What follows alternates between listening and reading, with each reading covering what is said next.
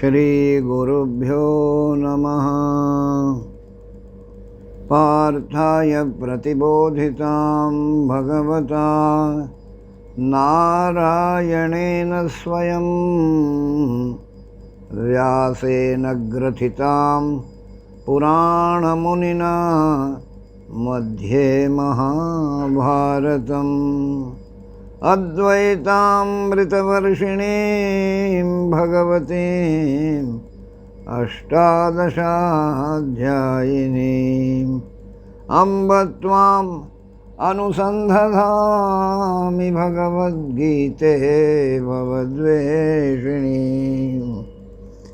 वसुदेवसुतं देवं कंसचाणूरमर्दनम् देवकी परमानन्दं श्रीकृष्णं वन्दे जगद्गुरुम्। भवानी शङ्करौ वन्दे श्रद्धा विश्वासरूपिणो याभ्यां विना न पश्यन्ते सिद्धाः स्वान्तस्थमीश्वरम्। अतुलितबलधामं हेमशैलाभदेहं दनुजवनकृशानुं ज्ञानिनाम् अग्रगण्यं सकलगुणनिधानं वानराणामधीशं रघुपतिप्रियभक्तं वातजातं नमामि। ॐ शान्तिः शान्तिः शान्तिः। सप्तदिवसीय हमारी ये कार्यशाला का शुभारंभ गीता ज्ञान योग जीवन में उपयोग, ये मुख्य इसका थीम है। एक प्रकार से गीता ज्ञान योग और जीवन में उपयोग। वो कर्म योग में क्या था? गीता कर्म योग, जीवन में प्रयोग। कर्मयोग को जीवन में कैसे प्रयोग करना है, इस पर हमारी बात हुई। और इस सत्र में, सप्तदिवसीय कार्यशाला में, हम ये देखेंगे कि गीता के ज्ञान को हम कैसे उपयोग करें अपने दैनंदिन जीवन में। क्योंकि हम लोगों को जानने में कोई दिक्कत नहीं है, ज्ञान की कोई कमी किसी के पास नहीं है, लेकिन उसका जीवन में हम उपयोग नहीं कर पा रहे हैं। हम लोग चूक कहाँ रहे हैं? जैसे कथा प्रवचन सुन रहे हैं तो हम जैसे समझ लेते हैं कि कथा प्रवचन सुनने से ही हो गया, पुण्य हो गया। उस कथा प्रवचन से हमको कुछ अपने अंदर परिवर्तन लाना है, यह छूट जाता है। ऐसे ही गीता में भी क्या हो रहा है? गीता का पारायण कर लेना, गीता का प्रवचन सुन लेना, हम समझते हैं कि यही बहुत बड़ा पुरुषार्थ हो गया और यही बस पर्याप्त है।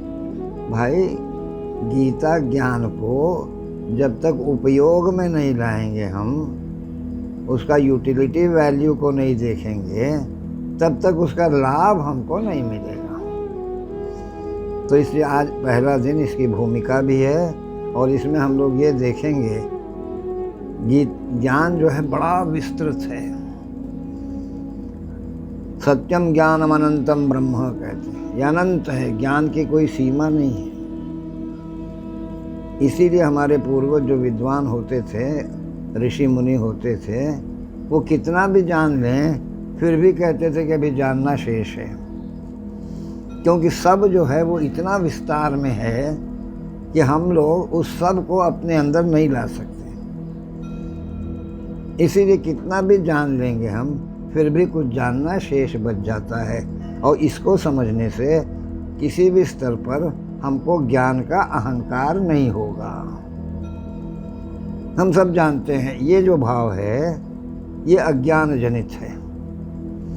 हम कुछ जानने की क्षमता लेकर जन्म लिए हैं और बहुत कुछ जानने तक इसको विस्तार दे सकते हैं। लेकिन सब कुछ जानने का दो तात्पर्य है। एक वॉल्यूम के स्तर पर सब कुछ जानना जो संभव नहीं है, यानी मात्रात्मक जो ज्ञान का स्वरूप है, उसको हम लोग अपने अंदर डाइजेस्ट नहीं कर सकते। अब दूसरा जो तात्विक स्वरूप है ज्ञान का, वो तात्विक स्वरूप जो ज्ञान का है, जो गीता में आया है, वो क्या है? वो तात्विक स्वरूप है हमको अपने मूल स्वरूप का ज्ञान हो जाए, तो वो मूल स्वरूप जो अंदर का चेहरा है एक बाहर का चेहरा है। अंदर का चेहरा सबका एक जैसा है और बाहर का चेहरा सबका अपना अपना है, अलग अलग है। जब हम बाहर के चेहरे में उलझते हैं तो उसको मोह कहा जाता है, और जब अंदर के चेहरे से जुड़ जाते हैं तो उसको प्रेम कहा जाता है। वो ज्ञान से ही संभव है। जो तात्विक पक्ष है ज्ञान का, वो किसके साथ जुड़ा हुआ है? वो अंदर के चेहरे के साथ, अपने मूल स्वरूप के ज्ञान के साथ जुड़ा हुआ है। तो जीवन का अल्टीमेट गोल क्या है? वास्तविक लक्ष्य क्या है हमारे जीवन का? और ये मनुष्य को ही प्राप्त है, ये और कोई इसको प्राप्त नहीं कर सकता। देवताओं को भी मनुष्य बन के आना पड़ता है, तब ये अपने स्वरूप का ज्ञान संभव। देवताओं को भी अपने स्वरूप का ज्ञान नहीं होता, उनको तो ड्यूटी लगी हुई है, ड्यूटी कर रहे हैं। तो आज हम लोग ये देखेंगे, हमारा देखने पर ज़्यादा जोर है क्योंकि दर्शन ही मुख्य है।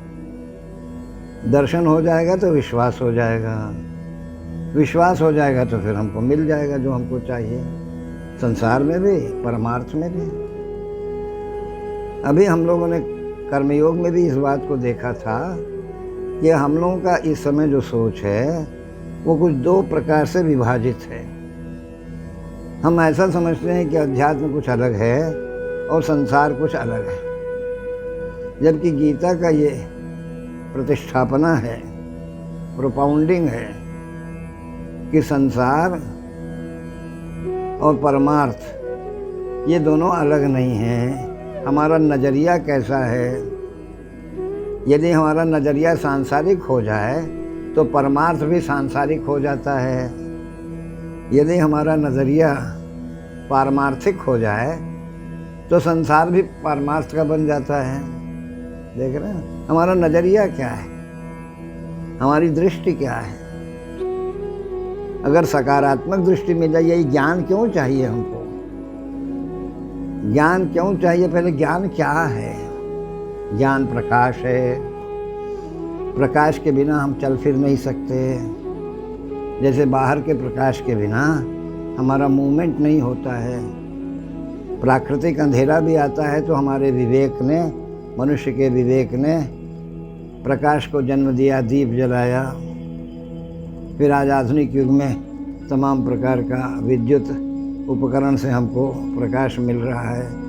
रात्रि में होने पर भी हम प्रकाश में रहते हैं। तो प्रकाश जो है वो हमारे जीवन के सांसारिक जीवन हो, पारमार्थिक जीवन हो, सब जगह हमको प्रकाश चाहिए। और ये ध्यान रखना है कि प्रकाश का अभाव नहीं है, अनुभव का अभाव है। वो अनुभव का अभाव क्यों है हमारे अंदर? देखिए कितना छोटे छोटे में कैसे हम लोग भ्रम में पड़ जा रहे हैं। हम लोग प्रकाश के सम्मुख ही हैं लेकिन पीठ किए हुए हैं। अगर थोड़ा सा घूम जाएं तो प्रकाश के सामने हैं, ज्ञान के सामने। ज्ञान को कोई इंपोर्ट नहीं करना है, ज्ञान तो हमारे अंदर ही है। अज्ञान भी हमारा ही बनाया हुआ है। अज्ञान भी बाहर से नहीं आ रहा है और ज्ञान भी बाहर से नहीं आएगा। ज्ञान हमारे अंदर ही है। उस ज्ञान पर जो पर्दा पड़ा हुआ है, सारा कुछ उस पर्दे को हटाने की जो भी साधना है वो क्या है? वो अज्ञान के पर्दे को हटाने का है। अज्ञान का पर्दा हट गया तो हम ज्ञान में नहा रहे हैं। उस हटने में ही हजारों जन्म लग जाते हैं, सैकड़ों जन्म लग जाते हैं, क्योंकि हटने के लिए हमारा प्रयास नहीं होता है। हमको रस संसार में मिलने लगता है तो हम अध्यात्म में क्यों जाएंगे? और वो रस ऐसा रस है संसार का,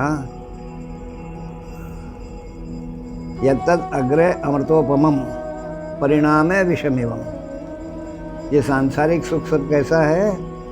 शुरू में बहुत आनंद देता है, बहुत आनंद मज़ा मिलता है, लेकिन परिणामे विषमिव, परिणाम में फिर अनेक प्रकार के रोग पैदा कर देता है, अनेक प्रकार का दुख आ जाता है, यानी उसका अंत क्या होता है? दुख में होता है।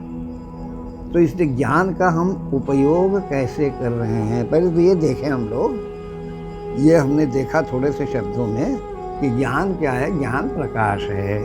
ये दार्शनिक विवेचना है ज्ञान की। ज्ञान के प्रकाश के बिना अंतर यात्रा हमारी नहीं होती। जैसे बाहर के प्रकाश के बिना हमारा बाहर का जीवन नहीं चल पाता है। हम एक दूसरे से टकराने लगते हैं। अंधेरे में चलेंगे तो क्या होगा? हम कोई किसी को देखेगा नहीं, सब एक दूसरे टकराएगा।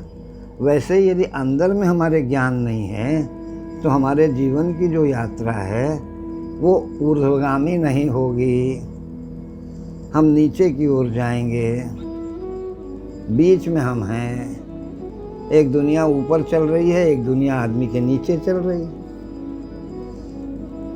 अगर हमको ऊपर की दुनिया में जाना है, डिवाइन डोमेन में जाना है, तो हमको अंदर का प्रकाश चाहिए। यदि संसार में रहना है तो ये भौतिक प्रकाश चाहिए। भौतिक प्रकाश के बिना भी काम नहीं बनना है, और वो दैवी प्रकाश के बिना भी काम नहीं बनना है। दोनों प्रकाश चाहिए हमको। इसीलिए आँख हो, बाहर उजाला नहीं हो तो हम देख नहीं सकते। बाहर उजाला हो, आँख में रोशनी न हो तो हम देख नहीं सकते। यानी आँखों में रोशनी भी चाहिए और बाहर भी उजाला प्रकाश चाहिए, तब हम देख पाते हैं कि ये वो हैं, वो हैं, पेड़ है, पौधा है, जानवर हैं, पहाड़ है, नदी है, समुद्र है, ये पत्नी है, ये बच्चे हैं। ये कैसे हम देखते हैं? ये दोनों जब काम करते हैं, आँखों में रोशनी है और बाहर भी रोशनी, तब हम ठीक से देख रहे हैं और अपना जीवन को एक संतुलन में ले चल रहे हैं। हम कैसे सीखते हैं? क्योंकि ये ज्ञान का जो मूल तत्व है वो क्या है? ज्ञान का मूल तत्व है जिज्ञासा, इनक्विजिटिवनेस, क्यूरियोसिटी। एक बच्चा देखिए कैसे सीखना हम लोग शुरू करते हैं। सबसे पहले सुन करके सीखते हैं। ये सबसे पहले गर्भ में भी जो हम लोगों का भारतीय विज्ञान है, अब आधुनिक विज्ञान क्या कहता है मुझे तो उसका पता नहीं है, लेकिन हम लोगों के आध्यात्मिक विज्ञान और हम लोगों का जीव विज्ञान जो है वो कहता है कि सबसे पहले गर्भ में कान का डेवलपमेंट होता है। इसीलिए बचपन में गर्भ के अंदर सिर बड़ा ही रहता है, बाद में बाकी अंग डेवलप होते जाते हैं, सिर छोटा होता जाता है। तो सबसे पहले सुन करके हम सीखते हैं। बच्चा भी जो बोलना अपना मातृभाषा सीखता है वो कोई ग्रामर पढ़ के सीखता है। हम कन्नड़ भाषी हैं तो हमको कन्नड़ कोई ग्रामर पढ़ के सीखना पड़ा? हम अपने आप ही सीख गए कन्नड़ को। कैसे सीख गए? वो बात करते सुन रहे हैं, माँ को, पिताजी को, भाई को, बहन को देख रहे हैं। देखता रहता है ना। आँखों का और कानों का, इन दोनों का बड़ा महत्व है सीखने में। हम देख करके सीखते हैं, सुन करके सीखते हैं, फिर पढ़ करके सीखते हैं। सीखने के जो आयाम हैं हमारे, उपकरण हैं हमारे सीखने के, वो उम्र के साथ भिन्न भिन्न होते जाते हैं। तो सबसे पहले कैसे भी ये वेदों को भी जो हम लोग कहते हैं, जो ज्ञान का आदि स्रोत है, जहाँ से ओरिजिन हुआ है ज्ञान का, वो ज्ञान कहाँ से आया? वो सुन करके आया, जिसको श्रुति कहते हैं। यानी हमारे ऋषि जब समाधि में, ऋतंभरा प्रज्ञा में जब समाधि में पहुँचे तो उनके कानों में आकर के ऋचाएँ गूंजने लगी और वो अनायास उनके श्रीमुख से बाहर आने लगा, निःसृत हो। और किस प्रकार वो ज्ञान आया उनको? हम लोग कहते हैं कि ये वेद जो हैं, जो परंपरागत हम लोग का वैदिक ज्ञान है, उसमें कहा जाता है कि परमात्मा का ये श्वास निश्वास है। परमात्मा ने सांस लिया तो उसमें से ये वेद की ऋचाएँ निकली। ये 16,000 छंदों में निकली। पूरे वेद राशि में 16,000 छंद हैं। वो छंद जब निकले, ध्यान रखना कि छंद सब स्त्रियां हैं, गायत्री, त्रिष्टु, पनुष्टु, 7 छंद उसमें प्रमुख माने गए। तो ये सब स्त्रियां हैं। ये 16,000 छंद जो हैं वेदों के, उन्होंने परमात्मा से कहा आपने तो हमको बाहर कर दिया अपने से, अब आपसे हमारा मिलन कैसे होगा। तो भगवान ने कहा, परमात्मा ने, घबराओ नहीं, मेरा वो अवतार होगा, कृष्ण का अवतार, कृष्ण के रूप में। उस समय तुम सब गोपिकाओं के रूप में आओगी और तुम्हारे साथ हमारा योग होगा उस समय। ऐसा वरदान दिया। वो जो श्वास निश्वास जो सांस लिया परमात्मा ने, उस सांस से ये वेद प्रकट हुए। और वो सांस से जो वेद प्रकट हुए, वो समाधि में जो बैठे हुए थे ऋषिगण, उनके कानों में आके गूंजने लगा।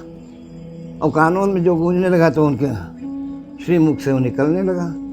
इसीलिए संस्कृत भाषा को देव भाषा हम कहते हैं। क्यों कहते हैं देव भाषा? इसलिए कि जैसे पृथ्वी की जितनी भाषाएं हैं, धरती की जितनी भाषाएं हैं, उनका एक क्रमिक विकास है। लेकिन संस्कृत क्रमिक विकास नहीं है। संस्कृत पूरा का पूरा ऊपर से नीचे आया। वो ऊपर से नीचे आया हुआ, जैसे अवतार हैं, अवतार ऊपर से नीचे आए, वैसे ये संस्कृत भाषा भी ऊपर से नीचे आई। इसका कोई क्रमिक विकास टाइप का कुछ नहीं है। उसमें और अनुसंधान होता रहा और नए नए शब्द जुड़ते रहे, नए नए भाव आते रहे, व्याख्याएं होती रहीं। लेकिन मूल संस्कृत जो है वो अपनी जगह है।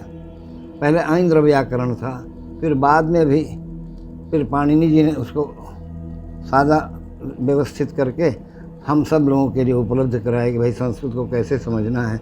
इसलिए वेद को समझने के लिए एक अलग व्याकरण अलग है, वैदिक ऋचाओं का ठीक अर्थ, क्योंकि कई लोग वेदों का, मंत्रों का अपने अपने ढंग से अर्थ लगा लेते हैं। तो अभी ज्ञान का क्या स्रोत हुआ? आदिम स्रोत क्या है? श्रवण है।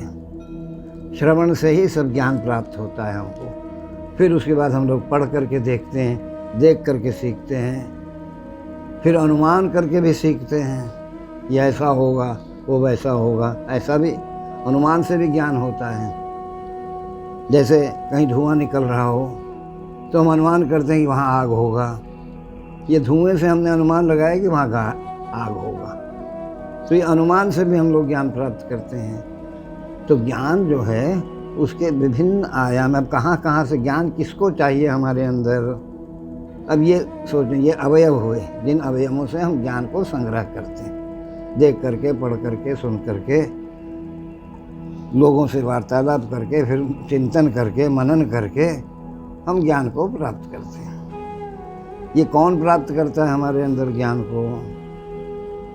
ज्ञान की जिज्ञासा किसको है? देखिए हमारे अंतःकरण में क्या क्या है। हमारे अंतःकरण में एक बुद्धि है जो विचार का केंद्र है, सेंटर ऑफ रीजनिंग है, और यहीं से विज्ञान शुरू होता है। रीजनिंग ये साइंस कहते हैं, और साइंस जो है लीड्स टू नॉलेज कहते हैं। इसीलिए सत्य या ज्ञान अतार्किक नहीं हो सकता है, इलॉजिकल नहीं हो सकता है। ज्ञान लॉजिकल है हमेशा। जो भी ज्ञान हम कहेंगे कि ये ज्ञान है भाई, ये लो, तो वो तार्किक होना चाहिए, अतार्किक नहीं होना चाहिए। वो ब्लाइंड फेथ पर नहीं आधारित होना चाहिए। और दुर्भाग्य से जितने रिलीजन दुनिया में अधिकांश हैं, सनातन धर्म को छोड़ करके, उनमें सब इलॉजिकल हैं। आप लॉजिक कर ही नहीं सकते, उसकी अनुमति नहीं है। इसीलिए उसको हम लोग ज्ञान नहीं कर सकते। इम्पोजिशन जो भी होगा वो ज्ञान नहीं होगा। जो एक्सेप्टेंस होगा, रियलाइजेशन होगा, वो ज्ञान होगा। अभी हम लोग क्या कर रहे हैं रिलीजन में? इम्पोज कर रहे हैं, और इम्पोजिशन कभी ज्ञान नहीं होता है। ध्यान रखना है। एक्सेप्टेंस हो जाए हमारा, हमको रियलाइज हो जाए, अनुभव हो जाए, तो वो ज्ञान बन गया। तो ये ज्ञान के एक हमारी बुद्धि है, फिर एक उसके बाद चित्त है, उसके बाद एक मन है, और उसके बाद ये शरीर है, हृदय है। शरीर का केंद्र हृदय है। शरीर संचालित होता है हृदय से। फिर इसके भीतर जो सूक्ष्म शरीर है मन है, और मन और बुद्धि के बीच में चित्त है। हृदय पृथ्वी तत्व है, मन जल तत्व है, चित्त वायु तत्व है और बुद्धि अग्नि तत्व है। ये जिज्ञासा किसको होती है? बुद्धि को होती है। ज्ञान किसको चाहिए? बुद्धि को चाहिए। अब ज्ञान का जब हम लोग विश्लेषण शुरू करते हैं तो उसमें जैसे मैंने कहा ज्ञान का विस्तार असीम अनंत है।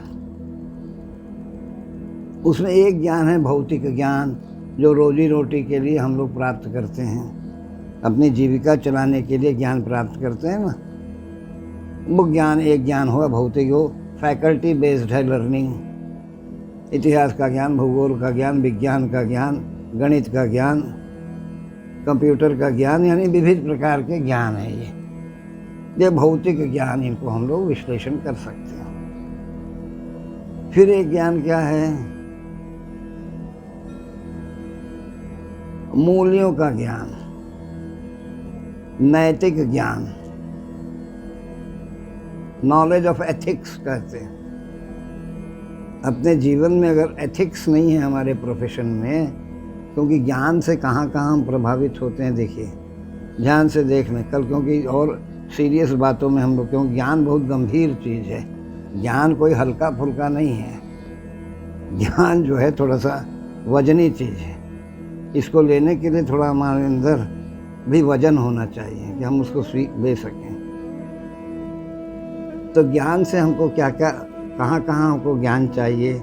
एक तो बुद्धि के स्तर पर ज्ञान चाहिए, फिर उसका उपयोग चित्त के स्तर पर चाहिए, फिर उसका मन के स्तर पर चाहिए, फिर उसका उपयोग शरीर के स्तर पर चाहिए। यानी विचार में ज्ञान चाहिए, कर्म में ज्ञान चाहिए, व्यवहार में बिहेवियरल एस्पेक्ट में ज्ञान चाहिए, फिर हमारे जितना उपभोग है, हम जो कुछ उपभोग करते हैं वहाँ भी ज्ञान चाहिए। क्या खाना चाहिए, कितना खाना चाहिए, कैसे खाना चाहिए, कब खाना चाहिए, कब भोजन करना चाहिए, कितना पानी पीना चाहिए, कैसे शरीर को स्वस्थ रखना चाहिए, ये सब का भी एक ज्ञान है, यहाँ भी ज्ञान चाहिए। फिर जो हमारा बिहेवियरल एस्पेक्ट है, कैसा व्यवहार माता पिता से करना है, कैसा व्यवहार भाई बहन से करना है, पत्नी बच्चों से करना है, समाज से करना है, मित्रों से करना है, वहाँ भी ज्ञान चाहिए। अगर ज्ञान नहीं रहेगा तो हमारा व्यवहार ठीक नहीं होगा, व्यवहार ठीक नहीं होगा तो फिर हमारा व्यक्तित्व जो है वो ऊपर की ओर जाएगा नहीं। कई लोग बहुत अच्छा काम करते हैं लेकिन व्यवहार ही ठीक नहीं करते हैं, तो उनका अच्छा काम भी वैसा यश नहीं देता है। कोई बहू है, दो बहुएं हैं, एक बहू काम बहुत कर रही है लेकिन व्यवहार ही अच्छा नहीं करती है, कट कट कर देती है, तो उसका सारा अच्छा काम जो है वो लोगों की निगाह में नहीं आता है।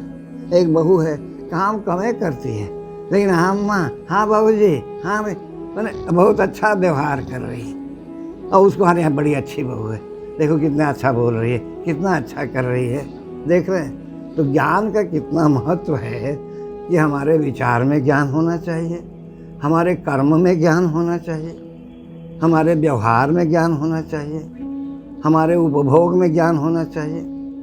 क्योंकि चार आयाम है पर्सनैलिटी के, विचार, कर्म, व्यवहार और उपभोग। इन चारों स्तरों पर अगर संतुलन है तब हमारा जीवन नॉर्मल है। और वो ऊपर की ओर गीता में क्या है, ये चारों के लिए ज्ञान है। शरीर को ठीक रखने के लिए क्या कहा, वहाँ क्या ज्ञान है, युक्ताहार विहारस्य युक्त चेष्टस्य कर्मसु युक्त स्वप्नावबोधस्य योगो भवति दुःखः। युक्ताहार, योग कहने का अर्थ क्या है, balanced life, balanced living, no extremism. Thought में एक्सट्रीमिज्म नहीं चाहिए, कर्म में एक्सट्रीमिज्म नहीं चाहिए, व्यवहार में एक्सट्रीमिज्म नहीं चाहिए, न हमारे उपभोग में एक्सट्रीमिज्म चाहिए। एन्जॉयमेंट भी रेस्ट्रेंड होना चाहिए। हमारा व्यवहार भी बहुत, हम कभी कभी किसी को बहुत प्यार कर देते हैं फिर बहुत उसको दूर कर देते हैं, किसी को कम करते हैं, किसी को ज़्यादा करते हैं। ये जो अप डाउन है ये असंतुलन पैदा करता है, बैलेंस को बिगाड़ता है लाइफ के। और दादी जी हैं, वो एक पोते को बहुत लाइक कर रही हैं, दूसरे पोते को नहीं लाइक कर रही हैं। वो एक को क्यों बुलाते ही आ जाता है और दूसरा नहीं आता है तो उसको लाइक नहीं करती है। अब क्या हुआ, देखिए भेद शुरू हो गया। इससे तकलीफ दादी को ही होगा, बच्चों को नहीं होगा उतना। बुढ़ापे में ही दादा सब होता है ना, अपेक्षाएं, और अपेक्षाएं जितना रखेंगे उतना दुखी होंगे। अनपेक्ष हो जाइए तो कोई दुख नहीं है, ये अपेक्षाएं हम लोगों को दुखी करती रहती हैं। अब ये समझना चाहिए कि अगर दूसरे से हम कुछ अपेक्षा करते हैं तो दूसरे भी हमसे कुछ अपेक्षा करते हैं ना। दूसरे हमसे क्या अपेक्षा करते हैं इस पर हमारा ध्यान नहीं जाता है। हमको अपेक्षा है, बेटे से है, बहू से है, पोते से है, नाती से है, उससे है, पति से है, पत्नी से है। हम दूसरे से सब चाहते हैं। दूसरा हमसे क्या चाह रहा है इस पर ध्यान हमारा, ये भी ज्ञान चाहिए कि भाई हमको दूसरे से क्या चाहिए, हम दूसरे को क्या दे रहे हैं। क्योंकि ज्ञान एक ऐसा टॉर्च है कि इसको हाथ में लेके चलेंगे जीवन में तो कहीं भटकाव नहीं आएगा, सब जगह हमारा एक बैलेंस बनता चला जाएगा। और बैलेंस बन गया तो जिंदगी बन गई। और मैंने बार बार कहा है, गीता का मूल जो संदेश है वो इसी बात पर जोर देने वाला है कि संसार को ठीक रखकर ही परमार्थ में प्रवेश हो सकता है। अगर संसार हमारा बिगड़ जाएगा तो फिर संसार अध्यात्म में या परमार्थ में हमारा प्रवेश संभव नहीं है। अब देखिए क्या होता है, ये सब कुछ जो संचालन चल रहा है संसार में, ज्ञान क्या कह रहा है, देखिए एक आत्मा से, एक सत्य से ये संपूर्ण चराचर जगत व्याप्त है। एक सत्य है, सत्य से, एक में सब नहीं है, एक से सब है। ध्यान रखना, जो एक में सब है कहते हैं वो एको हम द्वितीयो नास्ति हो परमात्मा के लिए। वहाँ नंबर 2 नाम का कोई चीज़ नहीं है, वहाँ संख्या नहीं है। वो एक माने पूर्णता हुआ, जो अध्यात्म में एको हम कहते हैं। एको हम कहने का तो पूर्णता जो है वो एको हम है, वहाँ संख्या ही नहीं, संख्यातीत अवस्था है वो। जब संख्या में न्यूमेरिकल बेसिस पर हम आए तो क्या हुआ, एक सत्य से, एक से, सब में एक है। वही सत्य है, वही आत्मा है, वही कहीं जीव है। हमारा शरीर भी जो है 4 प्रकार के सत्य से, आत्मा से बना हुआ है। जड़ आत्मा है, प्राण आत्मा है, जीव आत्मा है, फिर ज्ञान आत्मा है। जो हम लोग यहाँ से कहते हैं आज्ञा चक्र से 90 अंश पर आत्मा है, जहाँ शिखा हम लोग रखते हैं, तो वो ज्ञान आत्मा है। वो आखिर में मनुष्य शरीर में बंधन में, अब यहाँ से वो छूट सकता है। इसके पहले की अवस्था में जो है, मनुष्य के नीचे की अवस्था का जितना भी विकास है वो प्रकृति के अधीन है। और जैसे ही मनुष्य के रूप में हमारा विकास हुआ, हमारा अब ऊपर उठना हमारे हाथ में है। ये किसी के हाथ में नहीं, हमारे हाथ में है। हम चाहेंगे तो लिबरेट हो सकते हैं, हम चाहे तो बंधन से मुक्त हो सकते हैं, हम चाहे तो जेल से छूट सकते हैं। क्योंकि दरवाज़ा विहीन जेल में हम लोग हैं, जिसमें कोई लॉक भी नहीं लगा हुआ है।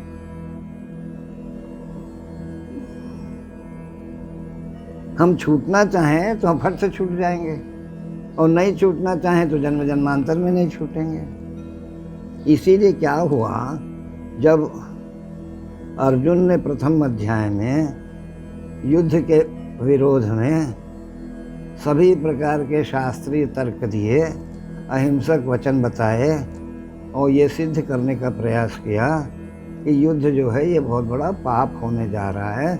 हम लोग राज्य और सुख के लोभ में ये इतना बड़ा हत्याकांड, इन सारे स्वजनों को, गुरु आचार्यों को मारने जा रहे हैं, ये बहुत बड़ा पाप है। और बड़ा तार्किक ढंग से उसने इसको प्रूव कर दिया।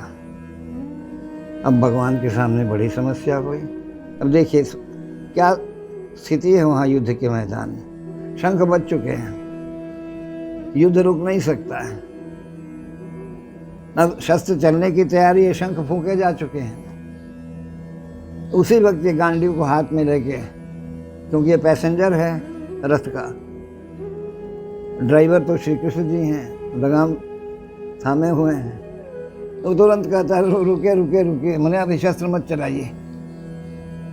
गांडीव को हाथ में, यानी सफ़ेद झंडा हाथ में ले लिया, वो गांडीव भी सफ़ेद झंडा बन गया युद्ध को रोकने के लिए। कहा कि मेरा रथ खड़ा कर दीजिए, मैं देखूंगा। और फिर जो कुछ तर्क दिया उसने तमाम युद्ध के विरोध में, सब मानवीय तर्क हैं, सब शास्त्रीय तर्क हैं, कोई भी युद्ध को बहुत अच्छा कोई नहीं कर सकता है, सब अच्छी बातें हैं। अब प्रश्न ये उठा भगवान के सामने, योगेश्वर के सामने, कि भैया अन्याय तो इसके साथ सब किया कौरवों ने, श्री कृष्ण जी के साथ तो कोई अन्याय उन लोगों ने किया नहीं था। कौरवों का जो भी अन्याय था, अत्याचार था, वो सारा अत्याचार तो था पांडवों के साथ। और पांडवी अर्जुन ही गया था द्वारका मदद मांगने, अर्जुन ही के कहने पर वो साथ में आए, सारथी बन करके, सलाहकार बन करके। अब हमको कहे कोई हमारा पड़ोसी बड़ा हमको परेशान कर रहा है, हमारा ज़मीन कब्जा किए हुए, चलिए हमको ज़रा बचाइए। आप गए उस पड़ोसी को बचाने, देख रहे हैं कि पड़ोसी जो है बंदूक ताने बैठा हुआ है। अब आप भी तैयारी किए तो अरे जाने ये कब्जा कर लिया तो कब्जा कर लिया, क्या होगा, ज़मीन जायदाद, कोई भी चीज़ तो शाश्वत नहीं है। अब वेदांत बतियाने लगी है, जिसके अधिकारों का हनन हुआ वो वहाँ वेदांत बतियाने लग गया युद्ध के मैदान के। कैसी विषम स्थिति भगवान के सामने कि अब क्या करें इसको भाई, ये तो बड़ा विचित्र हो गया, ये तो पीठ दिखाने लग गया, ये तो सफ़ेद झंडा थाम लिया 90,000 सैनिकों की तरह भारतीय सेना के सामने, ये कौरवी सेना के सामने, यानी असत्य और अन्याय के सामने ये सरेंडर कर गया। कहीं नहीं चाहिए युद्ध, भले ही फिर जाना पड़ेगा उनको, भिक्षा कर लेंगे, बहुत अनुभव हो गया था, भीख मांग के खा लेंगे, भजन कर लेंगे, क्योंकि युद्ध करना तो जीवन का लक्ष्य है नहीं। जीवन का लक्ष्य है तो आत्मबोध है, विद्वान है अर्जुन, कोई ऐसा नहीं है कि उसको कोई ज्ञान नहीं है, सब ज्ञान है उसको। भाई जिसको द्रोणाचार्य, भीष्माचार्य जैसे लोग जिसको पढ़ाए हुए हैं, उसको पास अज्ञान कहाँ से आएगा, वो तो ज्ञानी है। उसका यही कहना है कि भिक्षाटन कर लेंगे भाई, क्या जरूरत है ये सब मार काट करने का, इतना नरसंहार करने का, कितनी अच्छी बात पड़ती है। अब भगवान बड़े पशु, फिर भाई ये क्या मुसीबत ये खड़ा कर दिया इसने। अच्छा, तब क्या किया भगवान ने, तब वो ज्ञान का कृपाण उठाया और अर्जुन के पहले अज्ञान पर प्रहार किया। इसीलिए हम लोगों को पहले क्या होना चाहिए, अज्ञान का ज्ञान होना चाहिए। हम अज्ञान में हैं, ये हमको पता ही नहीं लगता है। हम लोग अज्ञान को ही ज्ञान समझ के पकड़े रहते हैं, बहुत जीवन तक, बहुत जन्मों तक।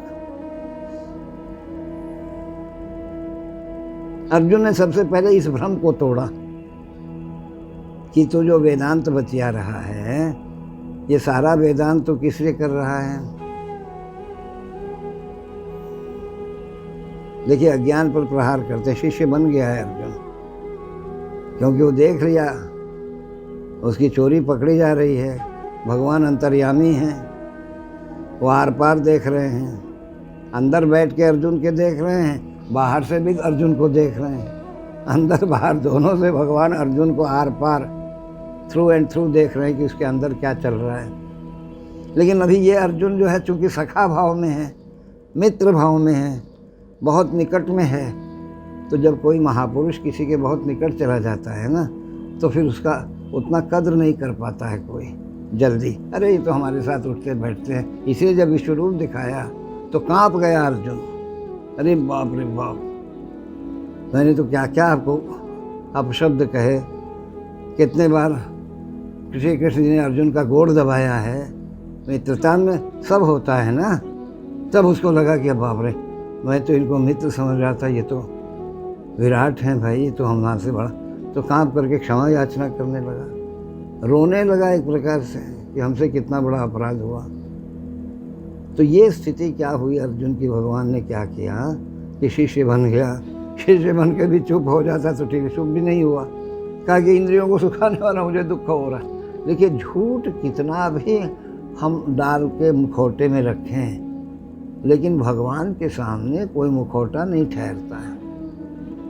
सीता जी का वेश धर करके सती जी प्रभु श्री राम के सम्मुख गईं कि हाय सीता कर रहा है ये, और इसको हमारे स्वामी कहते हैं कि परमात्मा है, परब्रह्म है, तो उनको चिढ़ाने के लिए गई। लेकिन भगवान को कोई सीता का रूप थोड़ी दिखाई दे, क्योंकि भगवान के सामने नकली नहीं रहता है ना, भगवान के सामने तो असली जो है वही प्रकट होगा, जो हम हैं वही प्रकट होगा। हम कितना भी मुखौटा लगाए रहें, तो अर्जुन ने मुखौटे लगाए हैं, लेकिन भगवान के सामने मुखौटा कौन सा टिकने वाला है। भगवान तो आर पार देख रहे हैं उसको कि कहाँ है ये, तो भगवान ने देख लिया कि ये कहाँ जा रहा है, ये उल्टी दिशा में जा रहा है, ये भाग रहा है। और युद्ध के क्षेत्र में क्षत्रिय का भागना ये बहुत बड़ी कायरता है। स्वर्ग तो क्या, नरक से भी लोग धक्का मार के और नीचे गिरा देते हैं, मूढ़ योनियों में चला जाता है। ये जो अपराध है, युद्ध क्षेत्र में यदि कोई सैनिक पीठ दिखा करके भागे, मर जाए तो सीधे स्वर्ग चला गया, चाहे पाकिस्तान से मरे चाहे हिंदुस्तान से मरे, इससे कोई मतलब नहीं है। कौरवों की ओर से भी जो लड़के मरे वो सब भी वहीं पहुँचे, उनकी कोई दुर्गति, क्योंकि वो नियम है युद्ध में। सामने की लड़ाई में यदि हमारा शरीर शांत होता है तो फिर हमारा ऊर्ध्वगामी प्रयास हो जाएगा, पीछे के सारे कर्म हमारे बैलेंस हो जाते हैं। इसीलिए जब ऊपर स्वर्गारोहण करके पहुँचे तो वहाँ देख रहे हैं कि दुर्योधन पहले से ही वहाँ स्वर्ग में बैठा हुआ है। तो युधिष्ठिर महाराज को सब, अरे भाई वहाँ तो नीचे सतैबे किया हम लोग को, अब यहाँ भी स्वर्ग में आके बैठा हुआ है ये पहले से ही। तो क्यों बैठा हुआ है भाई? क्योंकि युद्ध में मारा गया, पीठ नहीं दिखाया। ये ध्यान रखना, ये सब सिद्धांत, ये सब नियम है, लॉ है ये सब। तो अब अर्जुन को क्या किया भगवान ने? ज्ञान के कृपाण से प्रहार किया। ओम श्री परमात्मने नमः। अथ भगवान उवाच अशोच्यानन्वशोचस्त्वं प्रज्ञावादांश्च भाषसे गतासून अगतासूश्च नानुशोचन्ति पंडिता। जिसके बारे में शोक नहीं करना चाहिए उसके बारे में तो शोक कर रहा है। देखिए व्यंग्य कर रहे हैं भगवान, स्मित हास्य को बिखेरते हुए। एक व्यंग्य से हंसते हैं ना, मुस्कुराते हैं, मुस्कुराते हुए। अच्छा, तो जिसके बारे में शोक नहीं करना चाहिए शोक कर रहा है, वो ज्ञानियों की भाषा बोल रहा है। यानी भाषा ज्ञानियों की है, कर्म कायरों का है। यही हमारी आपकी स्थिति है। हम लोग, आप सब अर्जुन हैं, हम लोग भाषा सब हम लोग ज्ञानियों की बोल रहे हैं, लेकिन कर्म कहाँ है, इसी को देखने के लिए ये कार्यशाला है। उस ज्ञान का उपयोग हम कर रहे हैं क्या जीवन में? अर्जुन ज्ञानी जरूर था, लेकिन उस ज्ञान का उपयोग वो कहाँ कर रहा था? शरीर को बचाने में कर रहा था। भाई मारे जाते तो क्या मारा जाता? शरीर ही ना मारा जाता। क्या वो युद्ध नहीं होता तो शरीर अमर था किसी का? सब आगे पीछे मरते ही, मृत्यु तो टलती नहीं ना है। वो इतना बड़ा इश्यू बना लिया उसने। इसीलिए बुद्ध के आने के बाद भारत को बहुत नुकसान हुआ, आपको बता देते हैं। इसीलिए आदिशंकर को आकर के फिर से खंडन करना पड़ा, क्योंकि सब डिसबैंड हो गए ना सेना, राजा लोग सब बौद्ध हो गए, सब सेनाएं डिसबैंड हो गई। जब अफगानिस्तान की ओर से आक्रमणकारी यवन आने लगे तो सामना करने के लिए यहाँ सेना ही नहीं है। एक दिन में सेना नहीं ना खड़ी होती है। भारत की स्वतंत्रता के पीछे बुद्ध की अहिंसा बहुत काम की है। अहिंसा संतों का, अहिंसा प्रतिष्ठायाम तत्सन्निधौ वैरत त्यागः, पतंजलि कहते हैं। अहिंसा जब किसी में प्रतिष्ठित हो जाती है तो संपूर्ण वैर भाव का त्याग होता है। किसी महात्मा ने कह दिया कि भाई कोई एक थप्पड़ मारे तो गाल दूसरा दिखा दो। ये किसी संत का प्रतिक्रिया हो सकता है थप्पड़ के विरोध में या थप्पड़ की प्रतिक्रिया में। यदि आम आदमी इसको अपना लेगा, सब लपड़ झप्पड़ मार के काम निकालना शुरू करेगा, जो 70 साल से लोग निकाल रहे हैं। सारा माफिया का राज हो गया समाज में, सब मार मार के काम ले रहे हैं। जो बेचारे भोले वाले कानून का पालन करने वाले हम लोग हैं, हम लोग का हालत खराब है। देख रहे हैं आप कैसे सिद्धांतों को कैसे उलट करके नुकसानदेह बन जाता है। अहिंसा संतों का स्वभाव हो सकता है, आम नागरिक का स्वभाव नहीं बन सकता, सरकारों का स्वभाव नहीं बन सकता। सरकारें चलेंगी नहीं अहिंसा से, हम दंड दे ही नहीं सकेंगे किसी को, अपराध बढ़ता चला जाएगा। तो ये सब इसके सिद्धांत को कहाँ कहाँ अप्लाई करना है। अर्जुन ने क्या किया, बातें सही हो सकती हैं लेकिन गलत को समर्थन के लिए किया उसने, असत्य को बचाने के लिए सिद्धांत का प्रयोग किया। इसीलिए भगवान ने कहा कि तुम क्या बचाना चाहते हो, शरीर? गतासून अगतासून, जो जिस संबंधों की तू दुहाई दे रहा है, आचार्य हैं, गुरु हैं, आचार्य हैं, सारे ससुरे हैं, ये संबंध में अगर कोई वैल्यू होता, कोई वजन होता तो युद्ध ही नहीं होता। जब युद्ध में तुम खड़े हो गए तो वहाँ कौन गुरु और कौन आचार्य, कौन बाप और कौन बेटा? जब लड़ने में हम खड़े हो गए तो एक दूसरे के हम दुश्मन न हुए। वहाँ कोई बाप नहीं है, कोई बेटा नहीं है, कोई ससुर नहीं है, कोई सारा नहीं है, कोई गुरु नहीं है, कोई आचार्य नहीं है। ये तो समाज का संबंध है ना। इन संबंधों का कोई महत्व होता तो युद्ध नहीं होता।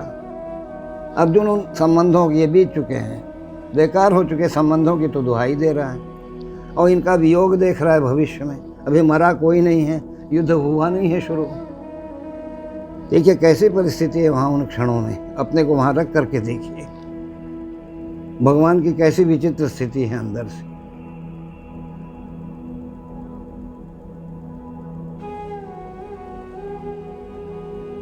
नानुशोचंती, क्या वियोग है भविष्य में, और भूत में संबंधों की व्यर्थता, भूत के संबंधों की दुहाई दे रहा है, भविष्य में वियोग। तुझे अपना मृत्यु नहीं दिख रहा है क्या? कोई अर्जुन चिरंजीवी तो था नहीं, कोई अमरत्व का उसको वरदान तो नहीं मिला था। अर्जुन को अपनी मृत्यु नहीं दिख रही थी भविष्य में, वो सारे लोगों की मृत्यु दिख रही थी। वही मरने के बाद रोना तो एक सांसारिक नियम है, जो आत्मियों का वियोग होता है तो हम सब लोग रोते हैं, लेकिन कोई मरा नहीं अभी तुम रोना शुरू करती है। अश्रु भर गया तुम्हारे हाथ में, आंखों में। ये देखिए नाटक, ये एक्टिंग अर्जुन से सीखना चाहिए, कैसे नकली को असली बना के प्रस्तुत करना। वो झूठ बोल रहा है, वो अंदर से वैसा नहीं। अगर अंदर से सचमुच अहिंसा उतर गई होती, अगर वो महात्मा साधु बन गया होता तो कितना भी गीता सुनाते भगवान, वो युद्ध में खड़ा नहीं होता। लेकिन वो तो नकली था, खाली भाषा में ज्ञानी हो रहा था, भाषा में अहिंसक हो रहा था। जैसे बड़ी दया आ रही हो उसको, गुरु आचार्यों पर, बंधु बांधवों पर बड़ी दया आ रही, भाई छोड़ दिया जाए, इनको मार के क्या मिलेगा। प्रथम अध्याय में तमाम तर्क दिए उसने। और फिर भगवान ने कहा ये जो शरीर जिसको तू बचाना चाहता है, ऐसा नहीं है कि पहले नहीं था किसी के पास, तेरे पास, मेरे पास, इन सारे लोगों के पास, ये आगे नहीं रहेगा। इस शरीर को छोड़ेंगे दूसरा शरीर मिलेगा। देहिनोस्मिन् यथा देहे कौमारं यौवनं जरा तथा देहांतर प्राप्ति धीरस्तत्र न मुह्यते। जिस प्रकार से बचपन में जैसे हम रहते हैं वैसे जवानी में नहीं रहते, जवानी में जैसे रहते हैं वैसे बुढ़ापे में नहीं रहते। इसी प्रकार अर्जुन, इस शरीर के छूटने के बाद भी फिर शरीर की प्राप्ति होती है, तो शरीर को बचाने में क्यों लगा हुआ है? शरीर को बचाना ज्ञान नहीं है, सत्य को, सिद्धांत को बचाना ज्ञान है ना, न्याय को बचाना ज्ञान है ना, अधिकार को बचाना ज्ञान है ना। देखिए यानी क्या हुआ, अर्जुन के अज्ञान पर भगवान ने सबसे पहले प्रहार करके उसके अज्ञान को ज्ञान समझ रहा था, उस भ्रम को तोड़ा। हम लोगों की भी क्या स्थिति है, हम लोग भी असत्य को ही सत्य समझ के पकड़े रहते हैं, अंधेरे को ही उजाला समझ के पकड़े रहते हैं। अंधेरे को उजाला कौन समझता है, जरा ध्यान दीजिए। अंधेरे को उजाला समझता कौन है? तीनों लोकों में एक ही प्राणी है जिसको अंधेरे में दिन होता है और दिन में उसको रात होता है। वो कौन है? हम सब लोग जानते हैं, उसको उल्लू कहते हैं, उल्लू कहते हैं। तो बड़ा उल्लू है, ऐसा हम लोग कहते हैं। उल्लू कहने का अर्थ क्या है? अंधेरे को उजाला समझना। ये मूर्खता के लक्षणों में एक माना गया है भारतीय विचार परंपरा। और पश्चिम के साहित्य में ओल को वर्ड ऑफ इंटेलिजेंस कहते हैं, माने बुद्धिमत्ता का प्रतीक है उल्लू। अब सोचिए जिन लोगों का बुद्धिमत्ता का प्रतीक उल्लू हो, हमारे यहाँ बुद्धिमत्ता का प्रतीक हंस है। हंस गुण गहाँ ही पया परिहरि वारि विकार। हमारे यहाँ ज्ञान का प्रतीक कौन है? बुद्धिमत्ता का हंस है। हमारी बुद्धि कैसी होनी चाहिए? हंस की तरफ होनी चाहिए कि हम गुण को ग्रहण करें और दोष को निकाल दें। सार सार को गहिराया थोथा दे उड़ाए। साधु ऐसा चाहिए जैसा शुभ सुभाए। सार सार को गहिराए थोथा दे उड़ाए।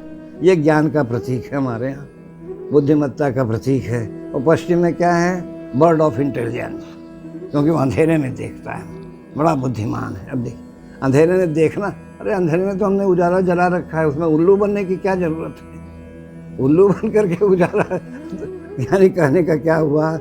ये हम जैसे ही अंधेरे को उजाला समझने लगते हैं वैसे ही हम उल्लू बन जाते हैं। और ध्यान रखना, एक बार पूछेंगे, कोई हमसे पूछा किसी ने, अब समय हो गया है आज के कार्यक्रम का, एक बार पूछा कि भाई भगवान ने सबको आँख दिया उजाले में देखने का, ये उल्लू को ऐसा क्यों किया उन्होंने? तो हमने कहा उल्लू को भी आँख दिया था भगवान ने प्रारंभ में। जब से हमारी महालक्ष्मी जी उस पर सवारी की ना, वैसे ही बेचारा अंधा हो गया। लक्ष्मी जी की गर्मी, हमारी लक्ष्मी ग्रह लक्ष्मी भी अगर हमने माथे पर बैठा दिया तो हम अंधे हो जाते हैं। वो लक्ष्मी की गर्मी ऐसी। लक्ष्मी को न सिर पर बैठाना है न पैर के पास लाना है, उसको हृदय में रखना है। हृदय में रहेगी लक्ष्मी तो हमको सुख देगी, समृद्धि देगी। अगर माथे पर बैठाएंगे तो हम उल्लू बन जाएंगे।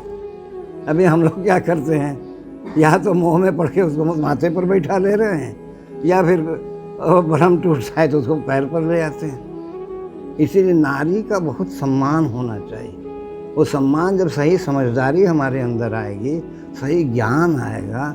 जितना हमारे परंपरागत समाज में भी आपको लिख देता हूँ, कुछ अपवाद द्रौपदी जैसे हो सकते हैं, लेकिन जितना सम्मान भारत की परंपरागत समाज में नारी का था एक माँ के रूप में, आज उतना सम्मान नहीं है आधुनिक युग में।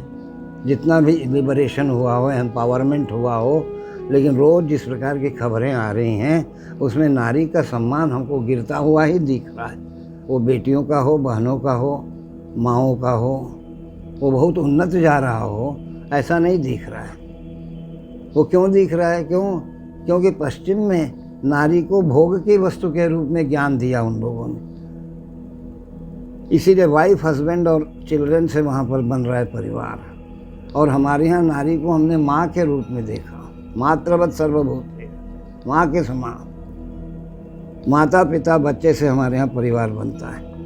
और अभी चूँकि पश्चिम की परिभाषा हावी है, इसलिए अभी हम लोग क्या कर रहे हैं, हम लोग भी क्या कर रहे हैं, पति पत्नी बच्चे, पति पत्नी बच्चे, पति पत्नी बच्चे। दीजिए साहब,